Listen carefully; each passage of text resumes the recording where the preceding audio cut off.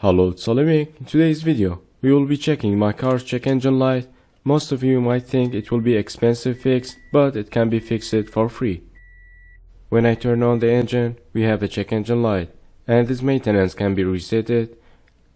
When I did an oil change last time, I didn't reset this, and now it reminds me for a maintenance and oil change services, so we're just gonna reset it like this. But for the check engine light, we're gonna read the code with OBD scanner.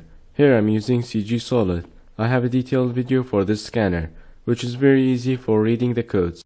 So we're just gonna turn off the engine and put the key on ignition position for scanning the code. Here I have code p0441, evaporative emission system incorrect purge flow.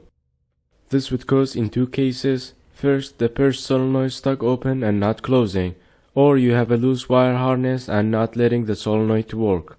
And the second case could be the gas tank. Either it's been left loose after filling the gas, or the o-ring being damaged, and sometimes it's just the debris and causing leaking gas pressure from the gas tank. You're just gonna have to clean it and put it on. First, I will show you how to check the solenoid if it works or not, and I have this strut brace on the way. I will try my best to show you a good angle view. We're gonna back up the hose clamp over this hose, and it's a good idea to remove this wire harness so you don't damage it. For tight places like this, I like to use hose removing pliers. It really makes the job much easier. Now I'm gonna put the wire harness back and start the engine. You should not feel any suction from this nipple. If you feel any suction over there, it means the solenoid not working and it's stuck open and you have to replace it. But in my case, it's working and not feeling any suction. So I'm just gonna put the hose back and we are done here. The solenoid working perfectly fine. Alright, the second common cause is the gas tank cap, which is more common.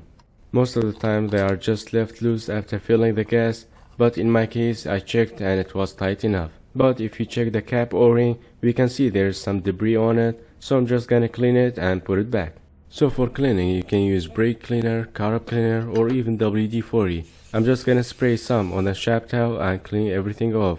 Make sure to clean where the gas cap is sitting and also the gas cap o-ring. The o-ring on the gas cap is clean now, and where it's sitting, if it leaks gas pressure again, you either have to replace this cap or the o-ring.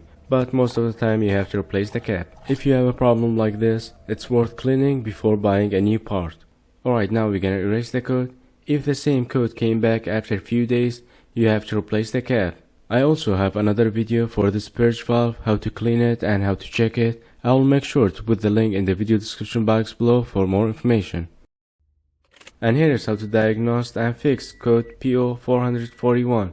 Hope you guys found the video useful and learned something new. If you did, like and subscribe if you haven't already, and I will see you in the next one. Bye for now.